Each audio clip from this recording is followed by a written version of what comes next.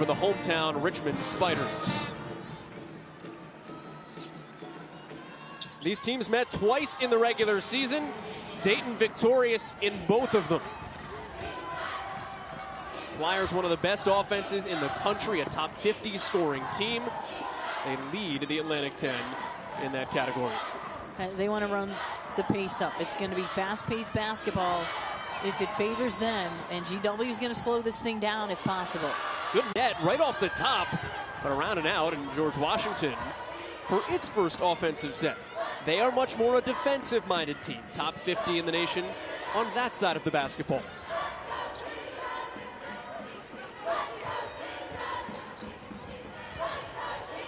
Brianna Cummings is their all-conference player, third team. Bottom of the lane here with 5 to shoot. Step inside, Nila Luma lifts the lid. That's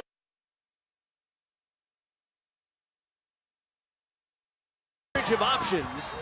2 trips down, 2 different players taking the look. But the one thing for Dayton is they go 7 deep. Shauna Green has only been able to really play 7 players all year, so they don't really go deep in their bench. They're used to it.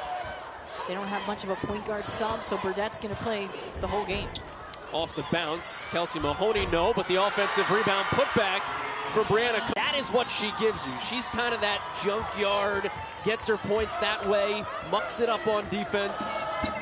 She's coming off of a 14-point game against George Mason. She fouled out in that one, but I love her aggressiveness day in and day out. But she has certainly been a baller for this group and a leader, which they've needed.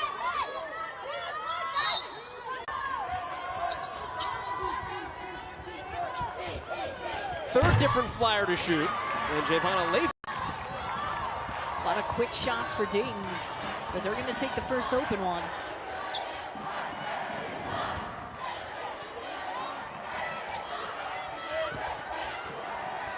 Here's Luma again. And a free rebound at Jayla Scaife for Dayton. It's not going to be hard to find Jayla Scaife today, by the way. Just look at the shoes. Oh yeah, she's got the bright yellows. I love it. She wants to stand out. Mom, I'm the one in the neons. Tried to slip the screen.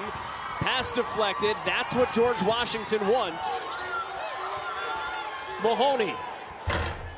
She hit 3 from rather yesterday. The double on Burdett. And this is certainly the time of year that you want to start peaking as a team. And both teams have had pretty good seasons. GW has been a little bit more erratic. They've got some youth, but they've got some upperclassmen too that are ready to rock and roll. Comes down to this tournament.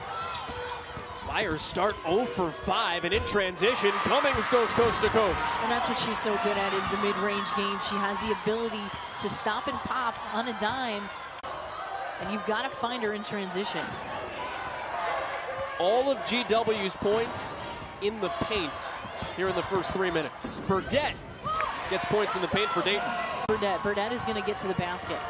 She knows how to slice through the lane and find openings. And she's going to have to do that all day, and she'll have to create for her teammates as well. There's no panic for Dayton, down 6-0. Been here. They feel confident. I think that's what teams have actually been here the last 3 years, but for the most part, the GW team, a lot of the players that made a lot of the impact are gone. And it's skated, and just like that, 1-point game, Dayton feels settled in.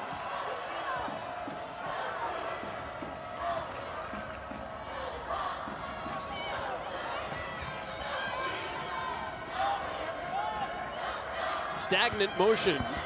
Cummings takes it herself away from Layfield, and the step back. And that's a tough shot. It's not bad defense. It's actually something that she's able to do and elevate over the defense, and not easy. You mentioned she fouled out yesterday. Jen Rosati was funny in the postgame press conference, said, hey, you sat on the bench today with foul trouble. You better be ready to come tomorrow. And ready. Running with Batista. Finds the trailing Mahoney for 3. George Washington punching back, and there's the Dayton timeout. And Kelsey Mahoney has just been huge. all of her points. They pick up each other's slack. A senior-laden team. Some players here that have been here a while. We talked about Burdett in the Open, but Layfield also a senior. Canatelli is a junior. So these guys are hungry. And that's continue. A killer. Right. You come out of a timeout, if you're Shauna Green, and that's the reaction. And Jen Rosati is an excellent coach. I mean, she definitely did a great job yesterday pulling that one out, even though it was sloppy. And she said something after that game that makes a lot of sense. It's a very difficult time of year to play pretty basketball. These teams have seen each other's season. You know each other so well. It's probably not going to be pretty. You just got to find a way. It doesn't matter who you go with. Just get to the dance. Survive and advance. George Washington starting 5 of 10 from the floor.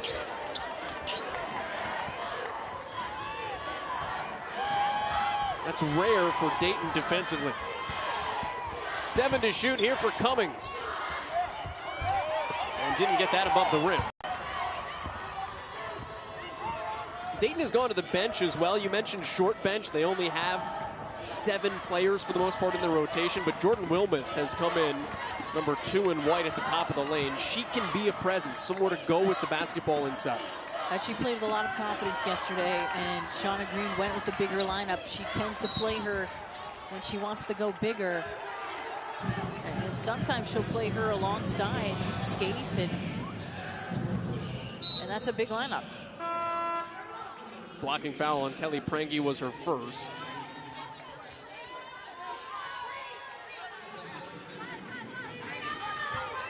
Latimer comes in for GW as well, and Burdett right off the inbounds. Loose ball stays with Dayton. Flyers 2 for their first 9. And that'll be safe in the backcourt. It was touched by Cummings. GW disrupting them. They're disrupting their offense. They're extending this pretty high and getting tight. They don't let you do what you want to do. They don't let you run your stuff. And this is a Dayton team that wants to run a lot of sets. Kind of went away from their older style of offense where it was more ball screen stuff, but they run tons of sets. Forced feed inside. Steal for Dayton. Run out 3. Canatelli. Lauren Canatelli, a ridiculous 42% from 3. And that's why Dayton's never quite out of it. Well, she's lethal, and she's got to be able to take shots and get shots in this game. When you shoot at that high of a percentage, the best time to get them is in transition because you're going to be covered. Teams are not going to let you do it easily. Batista. Prange. And off the pick and pop, can't get it. Remember, Dayton started similarly yesterday in the 1-8 matchup of the quarterfinals, trailed after the first quarter to Richmond. And a foul on the bump. That'll be a block on Batista.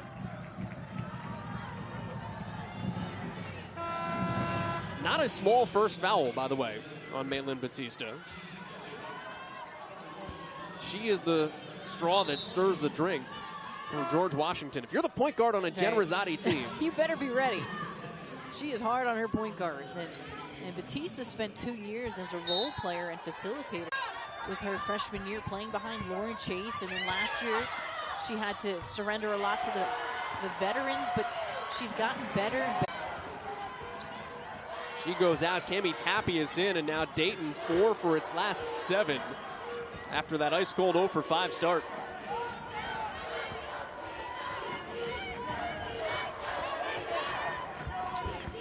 High-low with a foul, and they'll get Wilmoth on the push. If you're George Washington, you feel like everything's kind of gone right now, but you're only up by 1. Do you feel good? Well, I don't think you ever really feel good in this game. You're rocking and rolling and playing as hard as possible until the final. I don't think that anyone is going to get relaxed here. A good start, though, and that's what you want. You want to come out of the gate hard, and I think for them, and what Jen Rosati's been quoted saying often is, we need to play for 40 minutes, and that's what you need to do at this time of year. Do you have the grit to do it the entire game and the energy? I mean, as the tournament progresses, you get more and more tired legs. Scaife in transition. That's where the offense, Dayton, little 7-0 run and the lead. That'll stay with George Washington. And Jayla Scaife has more than doubled her point production this year from last year. Nice job in transition, stops and pops, a little crossover dribble with the mid-range game. That's right in her wheelhouse. She's been, at times, their leading scorer. Without Kelly Austria and you remember Sasha Grant Allen, some of those players, she's stepped up in that hole. 3 around and out for and Dayton again can push the pace. You mentioned that 40-minute talk for Rosati, and that's a moving screen. First on Javonna Layfield. It came into play yesterday. Jen Rosati said, hey, George Mason goes deep, but their key players play 38, 39, 40 minutes, and if we can outlast them, we can win. Right. And today, you're playing a team that goes 7 deep. You have to keep plugging away and wear it down, really, on their key players, and that's what she did against Nicole Cardano-Hillary, the Rookie of the Year yesterday. They wore her down, and she only had 6 points on 2 of 11 shooting.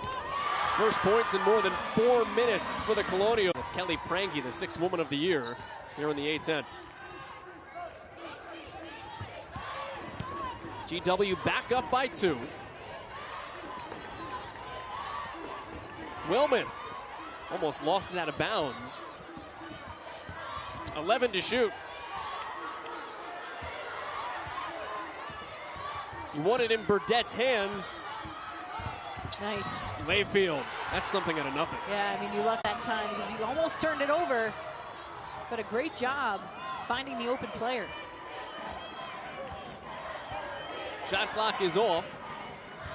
And GW trailing by a point. 3 seconds for Tapias. He's got to go. Prange well offline. And it'll be a 14-13 Dayton lead after the first quarter of play. Shauna German. Yeah, she's certainly been here and done a tremendous job in her second year taking over the program. She had been there as an assistant under Jim Jaber for a while, but she's done a terrific job just continuing that legacy of winning. And then GW is enjoying the underdog role, I think, this year. Last year, they got upset in this tournament. This year, not expected to get this far, and they did it. 7 to shoot here. Tapia is still in at point guard, and it's Prange with the deep 3. Cummings with the rebound. Jen Rosati saying embrace that underdog role this year, and even went as far as to say, thought maybe they got slighted a little bit in the postseason award considerations. Put that as a chip on your shoulder. Yeah, well, that's what you gotta like about her and about her style. Remember, she played at UConn. She played under Gino Auriemma, and she's got the intensity of him. I mean, she has that kind of competitiveness. One of the greatest point guards to ever play the game. She doesn't really know anything else but to lead and win. Foul is on Brianna Cummings. That is her first, who had a nice seat next to Jen yesterday. Fouled out in only 22 minutes. Although Cummings said, Riley, hey, we're 2-0 when I foul out against George Mason. Looking at the positive, I like it. I'd like to be on the court, but hey, it's working. She got a little too aggressive yesterday, but you like that. I mean, you'd rather be aggressive than passive. Layfield really aggressive, got it back. And Layfield will go to the line. And this is what Dayton needs to do throughout the day, Joel. They've got to be in attack mode, and that's something Shauna Green preaches, is attack, attack, attack from the start of the way to get into the teeth of the defense. Nice little hop step that time. Getting in the lane by Layfield. Now her numbers have also skyrocketed since last season. She didn't really play a whole lot early on, I remember last year, but she's matured as a person. She's tough, dives all around the floor, and very efficient this year.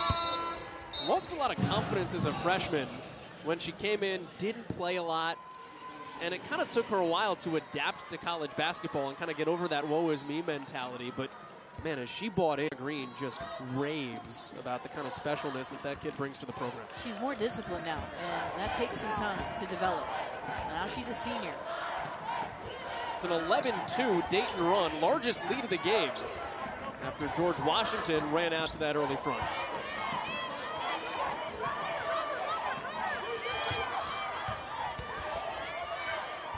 Mahoney offline, and the rebound chased down by Layfield. Man, she gets... Yeah, and that's a 50-50 ball that she just wanted more. Scaife Around and out, rebound, put it back. Harris will go to the line. And that is something I think Dayton can do. They're a good rebounding team. They've got the advantage on the glass.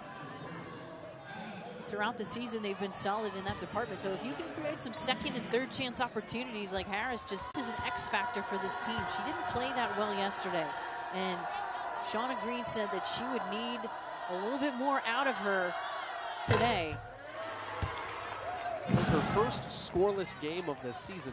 She missed some bunnies. Will not be the case today, getting the free throw. Penn State transfer. One of those tenacious kids. Brings a lot of grit to your program. And she is a beast on the glass, and that's what you need out of her. GW has made one bucket in 7 minutes, trying to get that offense going. You can win with defense, but at some point you do have to hang with Dayton, putting the ball through the net. And there's Nila Luma. And she's come to play. She's made a couple of really nice shots, and she's looking assertive. Cummings got run over slowly there. So we'll stay with Dayton.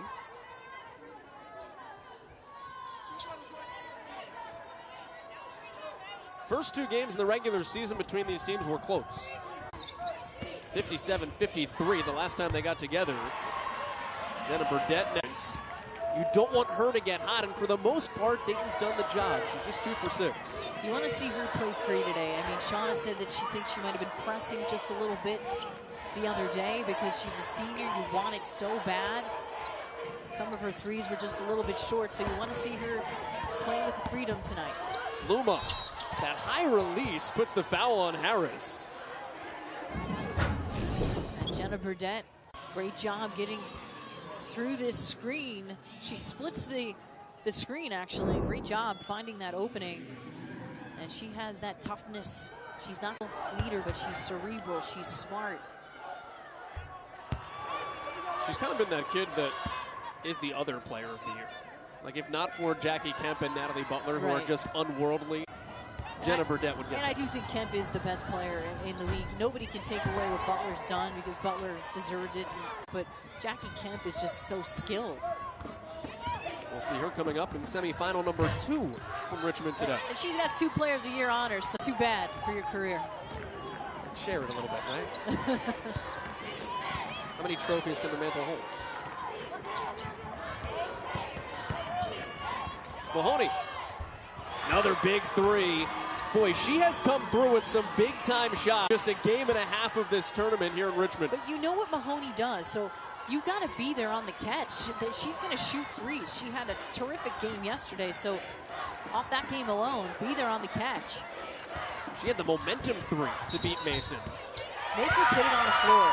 And the charge, Mahoney stepping in front. And GW working the ball around and finding their shooter. This a nice job penetrating and pitching. You can't leave her. Kelsey Mahoney is going to drill it. If you give her any space, make her put it on the floor because she's going to make that 3. His time expired yesterday at the end of the 3rd quarter, and that was what kind of turned the tide heading into the 4th. When George Washington was able to put away its what they call revolutionary rival. And Mahoney's confidence is gone throughout the season because Jen Rosati has empowered her. She asked her earlier in the season to play like an upperclassman. She encouraged that, and she has done that. She's been more consistent this year than in years past, where she was more inconsistent. There's the 2nd foul on Harris. Just a little bit late there on the rotation. And Batista certainly good off the bounce. And a short bench for Dayton with 2 very important people on it. Alex Harris, 2 fouls. Javon goes out with 2 fouls. Yeah, that changes quite a bit. Your lineup isn't the same without them both in the game. Brittany Ward, seldom used, number 3 in white. She'll guard Mahoney. She comes in because of the foul trouble. Transfer out of Butler. Has battled an injury, though, this year. Well, they were relying on her to be the backup point guard. Here's Scaife. That's the 2nd time the bucket spit one of hers up. And it's out of bounds off of Ward. And Prangy comes back in off the bench for George Washington.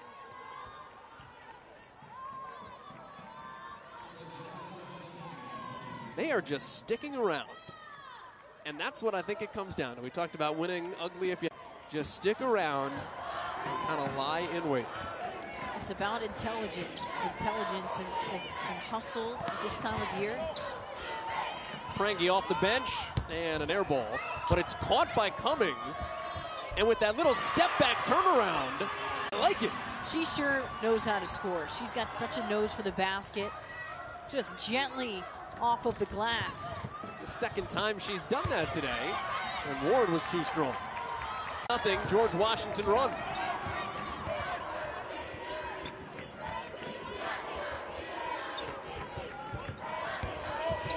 Cummings, give her 10 here in the first. Such focus. You can see that Cummings is focused and ready to play, and she is looking for her shot with confidence. She's not forcing it though. It just comes to her. And a steal, but Cummings took it out of bounds.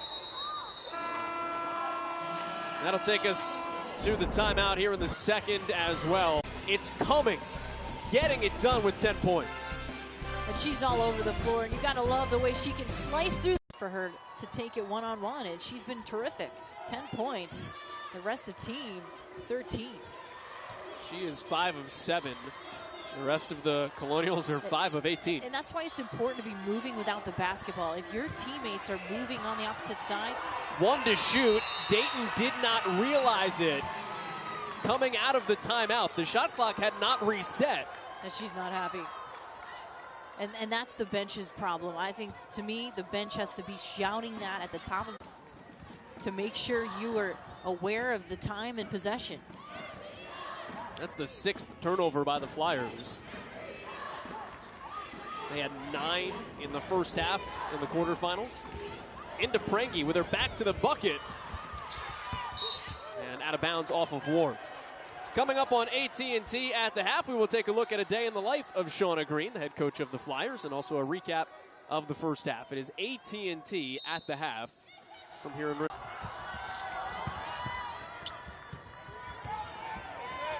Prangy's in a war with Ward. Prangy hasn't really been able to get going here. Gives you so much versatility on offense, too. She'll play face up. She'll play back to the bucket. Luma got her on board. And Luma's so athletic. Just a freshman, too. There's Prangy. And Tapias with post entry past the lob. She saw where Prangy was, and that's a matchup problem. So Prangy can post up all day. That's a foul on Tapias. And Kelly Prangy on the block, able to post up. She has a smaller player on her in Canatelli, recognizes it, and then demands the basketball. And she has to get some more touches. Make no mistake, by the way, she off the bench. But she's like a starter. Yeah. She's just good at bringing that spark. Some coaches will keep you there even though you really are a starter and you play starters minutes. She missed 6 weeks, non-conference into the beginning of conference play with a concussion. And when she came back, went to the bench. Jen Rosati liked it. And a timeout. Shauna Green, I don't know if she wanted the timeout. Take a look at Kelly Prangy again, though. 5th, 6th woman to go with her hands out, saying, I didn't call a timeout. Right, they made some kind of mistake there, thinking she had called a timeout. So 3 minutes left to go in the first half. Dayton retains again, short shot clock. Around and out for Burdett, and it's Prangy with. And GW's defense not making it easy on Dayton. Corner 3, Tapias. Prangy the O-board.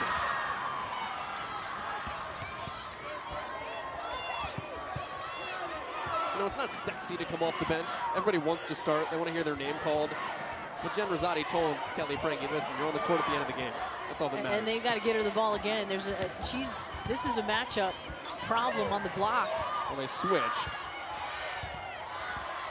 6 to shoot. Prangy wants it in the corner. Cummings takes it from the free throw line.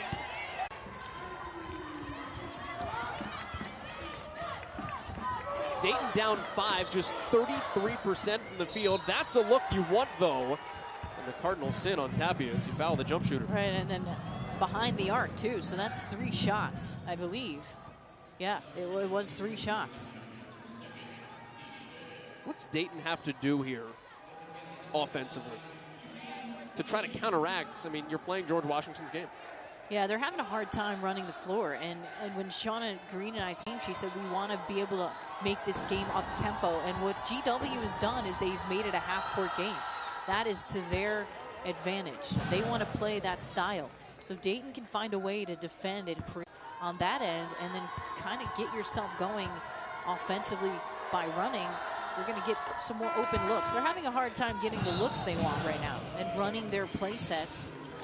And again, these teams know each other well. They've played each other twice. So you've got to rely heavily on read and react on offense. The other thing is George Washington is making shots, so they can get back on defense. You want to force misses, which leads to transition. Right, it goes back to it always does. That is what really leads you on both ends and energizes you. So many young players think it's the other way around. It's actually not. Into Prangy. A little bobble. Harris stays with her, and Prangy gets that to go. That's Shot's a loose word. Nice little hook shot, whatever it was. Prangy's got 6. Canatelli's begging for the ball. Batista was sagging off with the pack line defense. And you don't want to rely too much on the one-on-one action, too. Burdette needs to get her shots, for sure. But I think that Dayton is heavily one-on-one right now. Trying to get some more movement.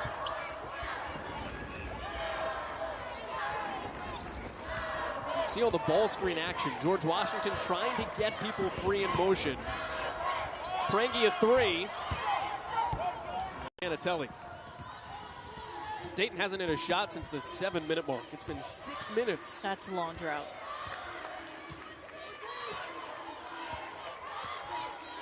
Crazier thing is they've only taken 5 shots in that span. 0 for their last 5. Harris bullies her way to the bucket. Put it on you up strong. And again, Harris has got to be assertive, and they need points out of her today. She's their X factor.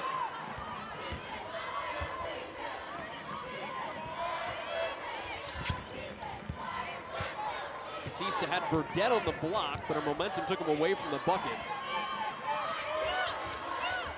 7 to shoot, now Batista up top. And Harris the rebound. Shot. Dayton will slow things down. Hold for the last shot. You've got a chance to tie, to lead at the half. And listen, all things considered, you'll take it. It wasn't one of Dayton's better offensive halves. Canatelli, deep 3. And it's rebound. Washington, the Colonials, with the lead at the break against the #1 seed. First time. Their coach really rubs off on them. It's a tough team. Dayton basketball, the Flyers shot 33% in the first half. Mentioned the struggles of Burdette. Great find, though, the passing to a wide open Alex Harris. Alex Harris, appropriate shots. If she can be an offensive threat today, of all days, they need it. She's kind of that next one out of the big 4. 4 average 12 points per game for Dayton. Harris averages 8. She's that person who on the scouting report says she averages 8. She goes for 15 and you lose. Yeah, a good role player that you've got to have an eye on. And we've got a foul off ball.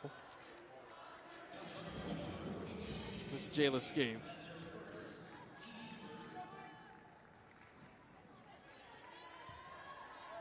The other interesting thing, just from a mental standpoint here, that bucket ties the game. So to start the second half, you kind of wash away the first. Fresh start, literally and figuratively.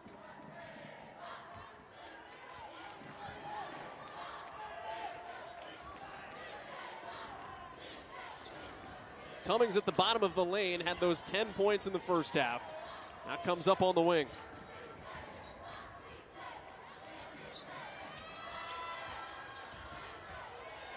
At times, the ball did stick for George Washington in the first half. 4 to shoot. Luma strong to the rim. Hila Luma is one of my George Washington team. I know we talk a lot about Cummings, but Luma is the greatest athlete on the floor, and she's a freshman. Great basketball IQ. She finds a way to energize and get in the lane. I just like her game. Well, you talk about Harris being gravy for Dayton.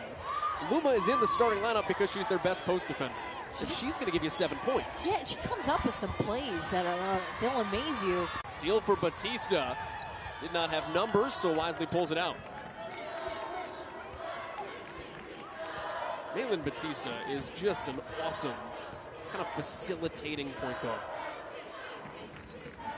16 assists, 0 turnovers in this tournament.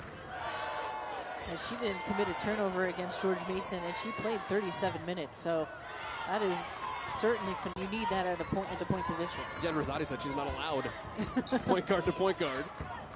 She makes it hard on her, and she handles it well.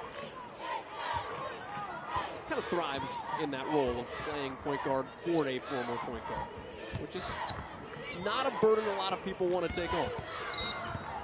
And reach-in foul called on Tapias. Here's that look at Luma. Yeah, Neela Lou with the bounce. A terrific job putting it on the floor.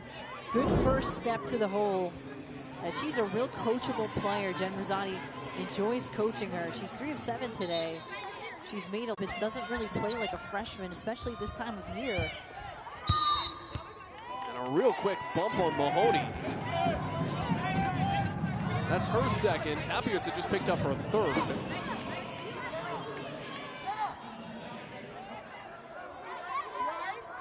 Good bit of officiating as well, letting her know exactly where the contact came that was illegal.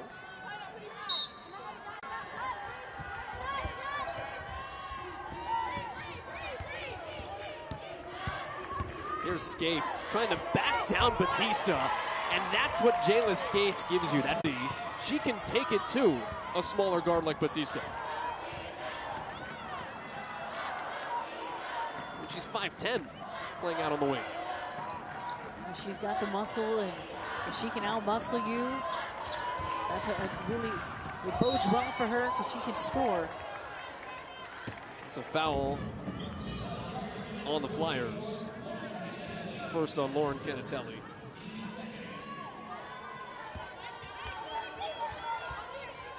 And a first half that really flowed has kind of made way for a second half that's been a little bit herky-jerky. But just like we said off the top, I think with Washington. Batista, boy, thought about it from way deep and then gets in real close. And that's the way to catch it and look to attack. Burdett attacks. Rebound, Wilmoth back up. Wilmoth again. And she got tied up. And the jump ball will go to George Washington. Getting to the glass for Luma.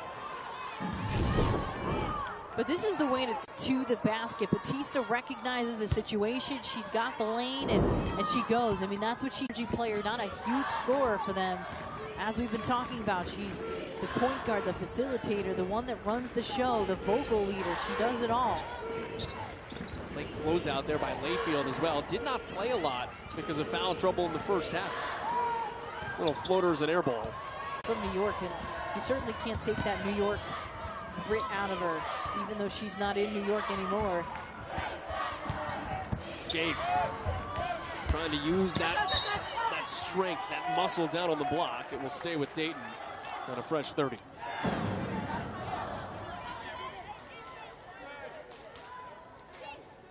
And Mahoney just catching her wind.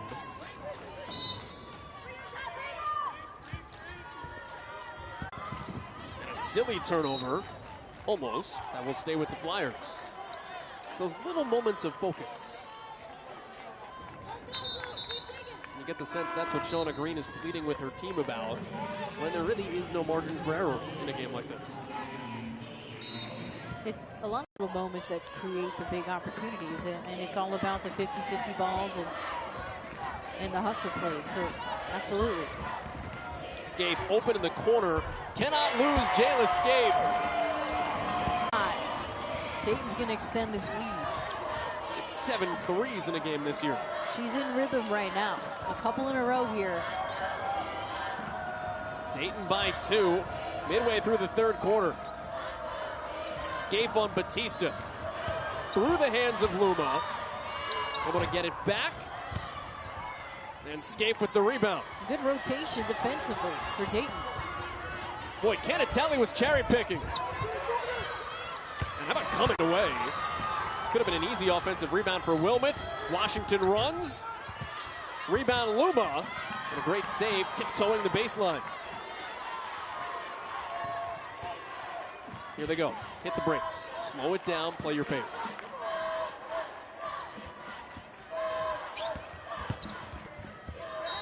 And that will stay with George Washington again. How do you lose Jayla Scaife here? Just slips free. Well, Burdette coming off that on-ball screen, and she's got a little room, and she's going to take it. And Jayla Scaife has just been so tremendous all season. 33% three-point shooter. That's decent. It's not great. But when she's open, she's going to pull the trigger. And if she can get confident here, it just bodes well, because when she plays well, the team really answers. Prangy got her own rebound behind the head. And that's out of bounds off of George Washington. Dayton fighting back, though. Trailed by 2 at the break. It's got a 1-point lead midway through the third.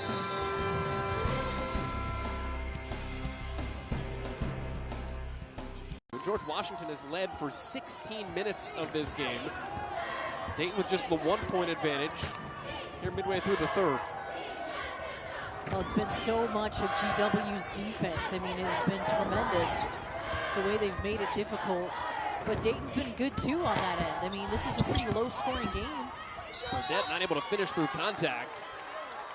And that will stay on a held ball with Dayton.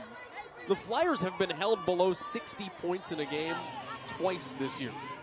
Once was against Toledo, and Tricia Cullop's team is known for being able to do that. The other time was against George Washington in the round in Foggy Bottom. They might do it again today. Scaife catch and shoot. Strong, Layfield the rebound. Prangy took it from her, and another held ball will go the other way. Dayton, whether or not it has to win today becomes an interesting question as well. When you look at the tournament probability, must win conference tournament, but Julianne, is there a case if they don't? Well, I mean, they came into this weekend on RPI, and it's a strong argument to an at-large if they don't win it. And, you know, they've won 17 of 18 games. I don't know that their strength of schedule was quite tough enough. Now, I do think they did a good job at scheduling, though, this year. And especially for a non-Power 5 conference, it's becoming harder for non-Power 5 conferences to schedule really tough schedules, because they don't want to go to Dayton because they're afraid they're going to get beat. So I think Shauna did a really great job with that, the best she could have done. Now, did they get a signature win? That's what I think is going to be the key here and what the committee looks at. But I think there's an argument for them, especially with their history and being on a 16-game winning streak and all of that. 5 to shoot here. Burdette off the screen. Roll it to Layfield's. Got to go up. And did get that out in time. Possession for Dayton. You had the win over Virginia. And then, you know, Shauna Green basically said, hey, people won't play us, so we'll just play the other top mid-major teams. They took on Quinnipiac. They took on Green Bay. Took on Toledo. And every year this conference has gotten 3 or 4 teams into the tournament. So last year in was considered a real down year for this conference. And you think about the Power 5 bias, though. I mean, a team like Cal, they went 6-12 last year. They got into the tournament. They got an at-large bid at 6-12. Now, I know that's a strong conference, but you mean to tell me a team like Dayton, who has a winning record, of dominated throughout the season or throughout the year, that team should probably get a chance too. It's becoming more difficult, though, for non-Power 5 conference teams to get in. Just 8 leagues received an at-large bid a year ago, and this is the year, if there was ever one, that multiple other leagues should get one. Prediction-wise, though, Buffalo's the only Power 5 team that's being predicted to get an at-large bid. That's it this year. And they should be, and they shouldn't even be on the bubble. Their RPI is 13, and they're on the bubble. Right, which is insane. So it is difficult. That's a block on GW. And they're doing these reveals, as we've seen the NCAA doing the reveals throughout the season. And even with a team like Baylor, in the first reveal, they were 9th on that list, which I think is insane, even though because Baylor is one of the best teams in the country, but because they didn't play the kind of strength of schedule the committee liked, even though they're in a tough conference, they were 9th in the first reveal. So you could tell that is a big stress by the committee. Well, with 4 fouls, Cami Tapias goes out. 2:41, and you saw Alexis Levy come in for her first action in this game. And Canatelli brings Dayton back within 1. Only thing you can do, Joel, and let there be no question. Control the controllables, and if you're Dayton right now, handle your business, do what you do. Don't leave it in somebody else's hands. And that's a bump. Fouls on Tiara Phillips. It's her first action in this game as well. So both coaches going to the bench late in the third quarter. Big minutes out of some key role players.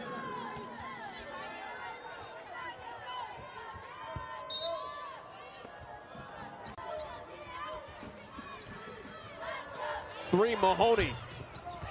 Got a good late closeout on her and for the rebound. You can see Dayton's trying to run. Burdette the 3. You have to credit the Colonials getting back on defense. Yeah, they're hustling, and they've been tremendous. Just getting their assignments, and that's always what's important. And here, know your assignments, get back, do those little things. Especially because Jen Rosati said they were probably only going to send 2 back today. They've been disciplined today. Cummings on Layfield. They spread the floor well. Cummings goes to work. Long, rebounded by Wilmoth. A tough shot and good, solid defense for Dayton here. That's what Cummings gives you, though. She misses the shot, hits the deck, gets up, almost comes up with a steal. You can't ask for anything more of Cummings. She's definitely their lockdown defender, where she's got a guard, a point guard, or a player, and then you've got to expect offense from her, too. It's not easy to be able to exert energy like that on both ends, but they rely on her in both areas. Some people might call her crazy. She said she'd rather make a game-winning defensive play than hit the game-winning shot. Oh, that is crazy. Phillips, step back. And Layfield over the back. That is 3 on Javonna Layfield. Although it fits in line with who GW is. Jen Rosati told us yesterday, listen, if you're going to take time off while you're on the court, better be on the offensive end. You don't take breaks on D. And Layfield's going to have to play. We just saw Tapias go to the bench with the 4 fouls for GW.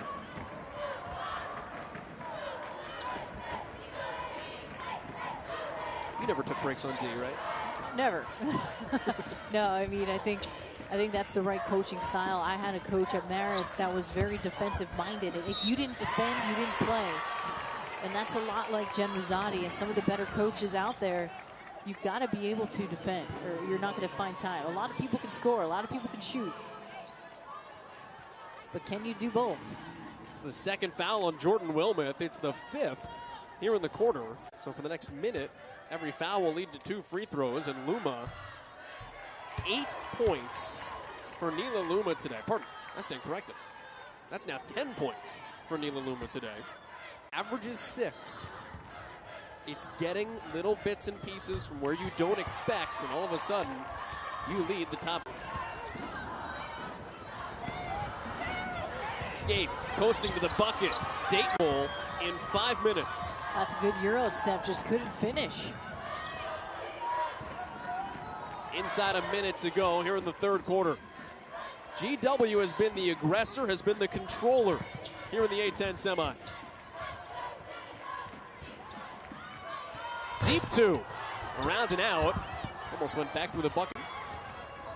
Scaife finds Burdette, who lost the ball. Game clock, shot clock, or a second off. And Jen Rosati telling her team, hey, realize they can get the last look here. They've been very patient. They're getting what they want here, and it's smart. Each team has taken 13 shots in the quarter. This has been a slow it down frame. Batista with 4. Finds an open Cummings in traffic. And GW cannot get a bucket, but it does have a 3-point lead. It's trying to take down the #1 seed. So you've got to really love the way that they're playing. And Nicole Cardano-Hillary, I mentioned it, the Rookie of the Year, held down by George Washington. Well, that'll start Dayton off on the right foot. Layfield, give her 9. You mentioned Burdett. She has not scored since the 7-minute mark of the second quarter. She's just 2 of 12, and she's 0 for 3 from 3, so not one of her better games. Meanwhile, George Washington really trying to upset the apple cart here. Rebounded by George Washington is the 5 seed in this tournament. The second semifinal is between the 6 and 7 seeds. That will stay with Dayton. A 5 seed is the lowest seed to ever win the Atlantic 10 tournament, ever. That was West Virginia back in 1989. So if GW wins this game, the highest seed that could win this year, B5. And what's interesting is these 4 teams in the semis were all the top seeds last year in the tournament, and it was a bit of a mishmash last year too. There's a lot of parity in this conference. Here's Willman. Really played well yesterday, and maybe she can be a spark plug here in the fourth. They could use offense from anyone, and Dayton continuing to hang around here and now bumping up ahead here by 1. Dayton's only led for 7 minutes of this game. Batista, or rather Cummings, around the pick and roll. And George Washington seems to have an answer, Joel. Every time down the floor, they get a stop or they allow Dayton to score, and they're able to capitalize as well. Cummings trying to jump the passing lane, really frustrating Burdett. Hanging floater is out. And the loose ball's chased and saved to the bench. Although credit the hustle of Giovanna Layfield. But Cummings really making it difficult. That 1v1 defense all over Burdett. How frustrating is it? Can you take me inside Jenna Burdett's head right now? Oh, geez, it's so frustrating. If you're being covered the way that she is and every team is gunning for you, which I do remember I had a lot of people around me just like she did, but you're going to have teams that are going to try to take you out of your game. And if there's a way that you can find to score in a variety of ways, great, but some games it's more difficult than others. You try your best to get out of it, and sometimes you overcompensate and you're too aggressive. 6 seconds to shoot here for GW. Luma in a triple team will go to the free throw line. But how about that look by Batista? Good peripheral vision here. Batista coming off that screen, almost a no-looker. Finding Luma down low, and that's just a defensive hiccup.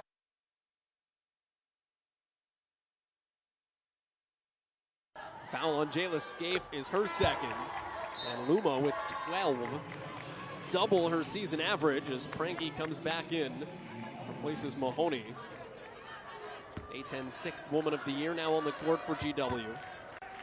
Not only is Luma a nice offensive threat, but the best defenders in the A10 as she gets older because of her length. Downhill Layfield. Boy, no one stopped her, and then they put her at the free throw line. That's kind of what Dayton needs here. Just get going downhill, and that is where the tide turned yesterday against Richmond, is when they just started to get going to the bucket. Shauna Green says that. She preaches it to her team to attack, to be in attack. They haven't really been in attack mode today. They've been attacked by GW. Every punch is a counter punch. Take one step forward. And the one thing about George Washington is that Jen Rosati has her tear at every time. Every time they've played Dayton, they've been well prepared. And the bullseye is on their back, so they're going to get every team's absolute best. Well, if Dayton falls, it won't be because they didn't convert at the line. 11 for 11 after that trip. And get to the line, continue to do that, because they are solid at the free throw line. That'll be a Dayton basketball. And again, that's what getting downhill does for you. If you can be aggressive, they'll put you at the line and let you score 3 points. You manufacture points whatever way you can at this point, especially in the season. Dayton averages 75 points a game. It has 40. Here's Burdett.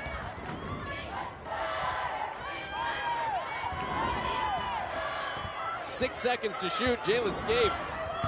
Ball's stuck with her, poked free. One to shoot, and Scaife is blocked. Cummings again on the defensive side. And then goes right to the rack. Rebound Prangi. And she brought the ball down, and that'll lead to a held ball. And we'll stay with GW.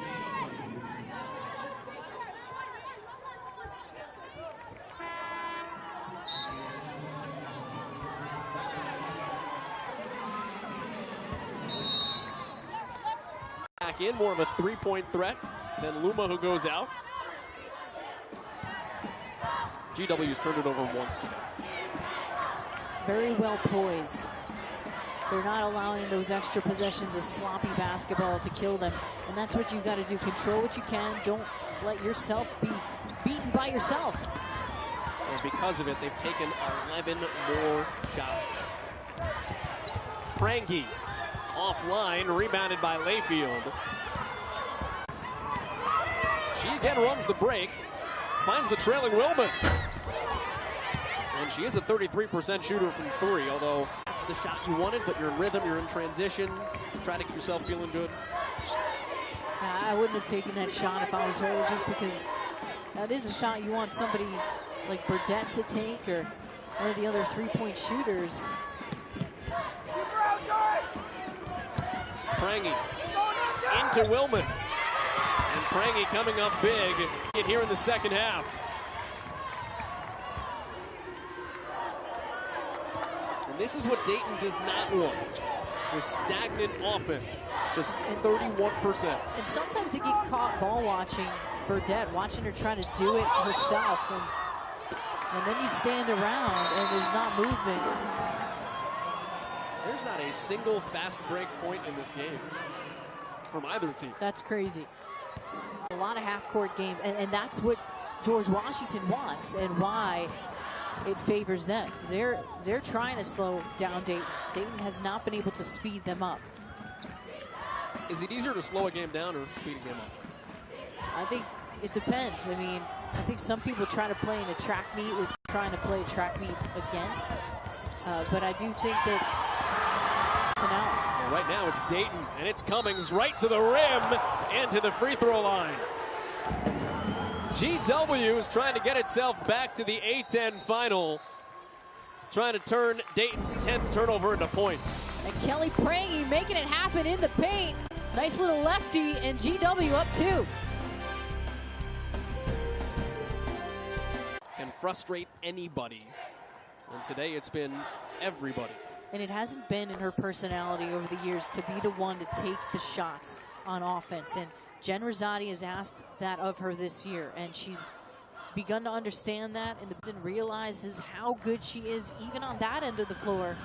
So she's really a great two-way player now. Two teams combined today, 18 of 20 at the free throw line. That's fundamentals for you.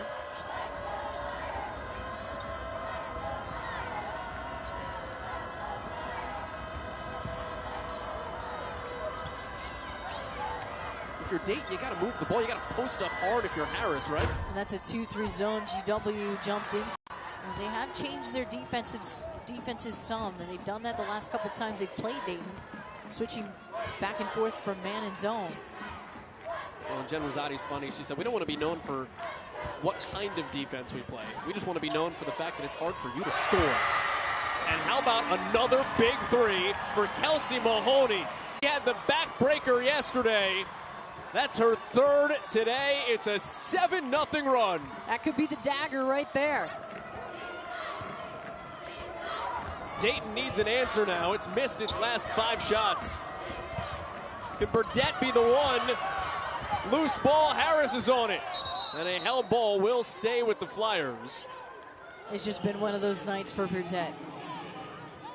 Trying to do too much. Getting in the lane and almost lost possession there. Dayton was all season And we got 6 on the shot clock. And Burdett finally. Big time make from Jen. 3 of 14 in the game, but when her team needs her most. And that's what you want from your senior point guard. I don't think she's come out at all this game. Turn around, middle of the lane. Cummings could not hit, and it will be a Dayton basketball. And Jenna Burdett, who's been frustrated throughout the day and getting an open. Great read here. Finds that opening, doesn't need much space, and she finally drills one from distance.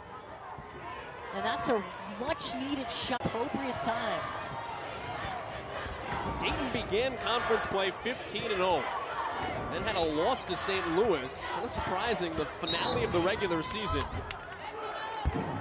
Had to kind of eke by a real tough 1-8 matchup yesterday in the quarterfinals, and getting its hands full with GW today. The block on Mahoney. It's her third.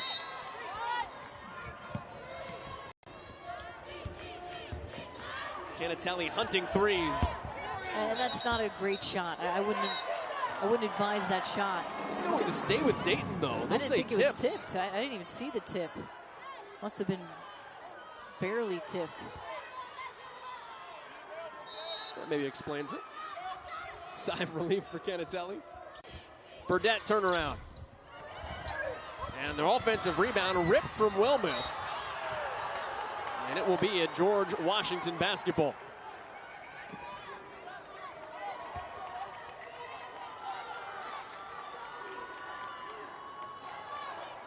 GW is 3%.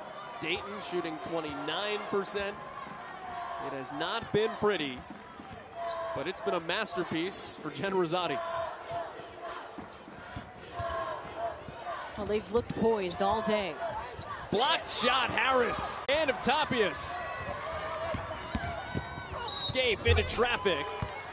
And Jayla Scaife will go to the free throw line for the first time today.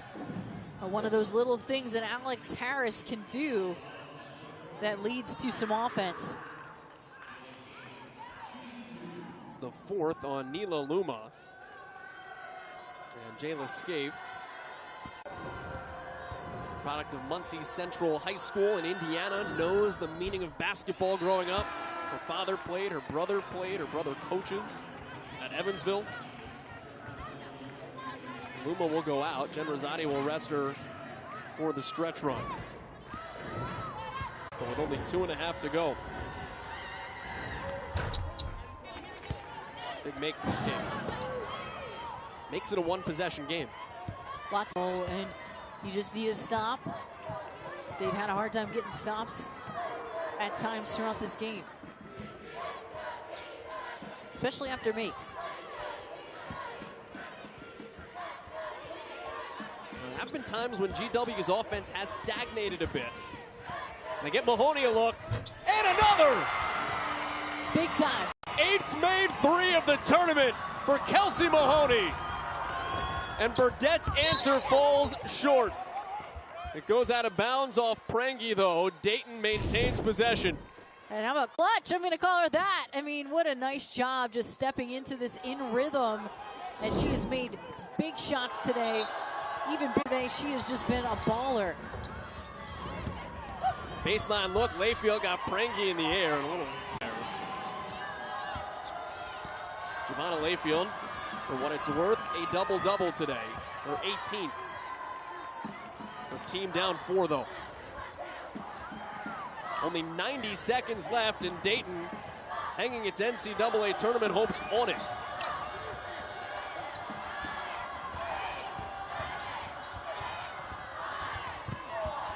Three to shoot. Cummings. Good D by Scaife.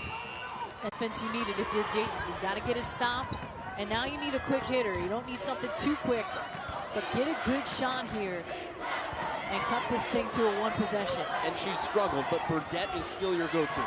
For sure. Off the hedge screen, kick it to Scaife.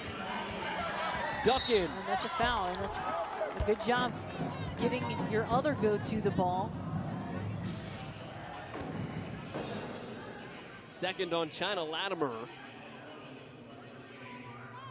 You know, Dayton gets to score here, or a chance to score, with the clock stopped. Than to give up the easy 2. Well, I think that absolutely. I mean, although George Washington's pretty good at the line, bonus territory here, but you can certainly give up a foul rather than a layup and make them earn it from the line. But Dayton needs to make this last shot. It's a big shot. Dayton will shoot free throws on every foul henceforth. George Washington on the other side. They've got some to give. Yeah, 3. Time miss, and the rebound by Luma back in with those 4 fouls.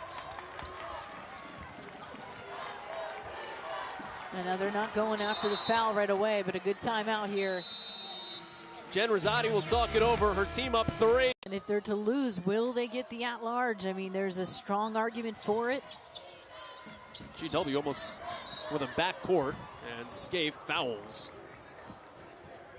That might not be a terrible play here with 43 seconds.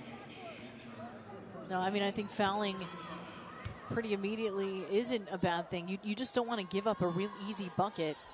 But they're going for the steal. It's only the 3rd steal of the quarter, and there's the 4th off the inbound. And now Dayton is into a situation where fouls lead to free throws. And they've got to continue fouling. It was 4 each, though, on Scaife and Layfield with those fouls. So they've got to be the ones fouling from this point forward. Layfield can't. She had to. And Layfield is done. I know she's got to know that and not be the one to do that. And that's just not the best court awareness of her teammates around her to realize, hey, we need to foul. We can't allow Layfield to foul. Now it's their best player, or one of, on the bench. It's 12 points and 13 rebounds a game, and a second-team all-conference performer. Yeah, that was just not the best scenario for Dayton. Now the good news is Dayton still has 2 other all-conference players they can go to. Big free throws, though, for Maylin Batista. And it's a 2-possession game.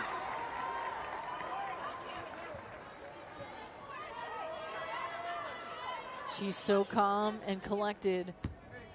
She's shooting first quarter free throws. Got them both. And a timeout will advance the ball for Dayton. They're down 5. NCAA tournament hopes are on the line. Don't have many assists tonight, but nobody's shot the ball terrific. 5-point game, and Canatelli does draw the foul. That might have been a 3. Yeah, the question will be where her foot was. They're going to go over and look at this at the monitor, I believe, and that is not a fun commit. Well, that's and for sure. It is behind. It's also the 5th on Tapios. Not a smart play. That happened yesterday as well in the St. Joe's Fordham game. St. Joe's fouled a 3-point shooter late, actually tied the game in the finals before Sarah Valou sent the Hawks into the semifinal round with a buzzer beater. Now you have a chance here to get this to 50. It changes everything. You can almost play it out defensively, not entirely, obviously. Gives you a little more breathing room to go for a steal. Although they only gave her... Was it 2? Excuse us. Lob up ahead, though, on the inbounds. And Cummings, evading, is fouled.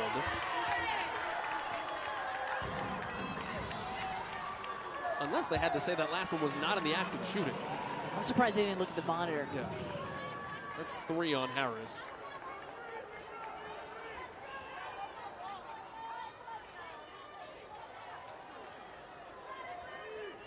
So now a 3-point game, and Cummings to the line.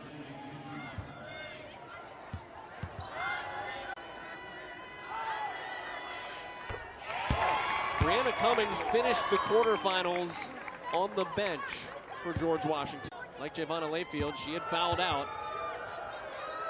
Here she's got a chance to ice it at the end in the semis. Goes 1 of 2, and it's still a ball game. Down 4, 30 seconds to go. Burdette the first teamer in traffic. Tough Big shot. time made. Oh, yeah, you got that right. Another timeout. Burdette is 4 of 17, but 3 of the 4 are at huge moments. Did it again with a 2-point game. Oh, that's the time that you want to get the ball in your go-to's hands, and Burdette had the ball, and she took it and finished at a perfect time. And now, and certainly you don't want to get a charge call. The inbound is to Batista, and Burdette quickly fouls her. That's the first on Jenna Burdette. Batista in the regular season only a 66% free throw shooter. And she's only got to miss 1 to give Dayton a chance here. Did make 2 last time down. I liked the free throw defense there by Tara Phillips, by the way. Trying to be the distraction. She'll go out, Jayla Scaife back in. And this becomes the big one.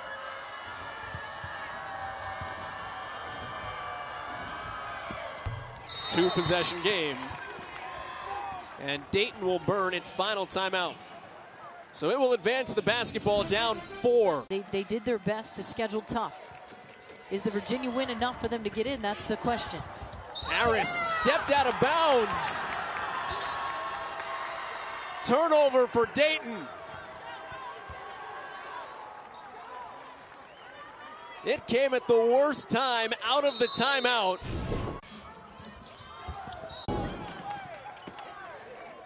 And Dayton has to foul Maylin Batista. Certainly not the time you want to turn it over. And the game here has been at Batista's fingertips, and she has been ice down the stretch. And she's played with the kind of confidence out of a point guard. Jen Rosati using this as a timeout as well. No Colonials on the line. Still a game, even with a miss here for Maylin Batista. 5 points the difference. Go. Burdette, full head of steam. Still got ourselves a ball game with 11 to play. Dayton's out. Jen Rosati will give them one. Burdette doing a terrific job here, doing what a senior needs to do in a league. Gets all the way to the basket and finish. You could also say, what would the 9th place team in the Big Ten do if it was in the A-10? Probably wouldn't go 15-1. Not many teams would. Fouls on Wilmoth, her 3rd. And the history is there too. You have gotten yourself to the point as a program where you would hope to be able to garner that respect. Right. This is an Elite 8 team from just a couple seasons ago. Just a couple years ago, yeah. I mean, and they still have that talent, and there's still some players that were in that Elite 8 that are for sure. So Dayton could end up in anyway, but George Washington with a big one here today, choosing the right time to get them on the road at a neutral floor.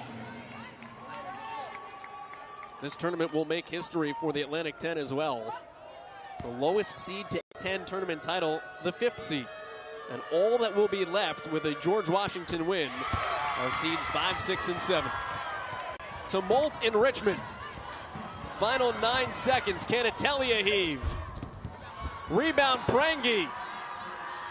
They foul Kelly Prangi. No, they don't. Time runs out.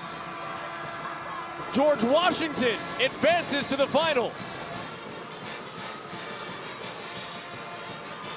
And what a game, though, for both teams. Dayton played extremely well, but George Washington's defense today was stifling. Did not let Dayton do what they wanted to do. They controlled the tempo today, the entire game.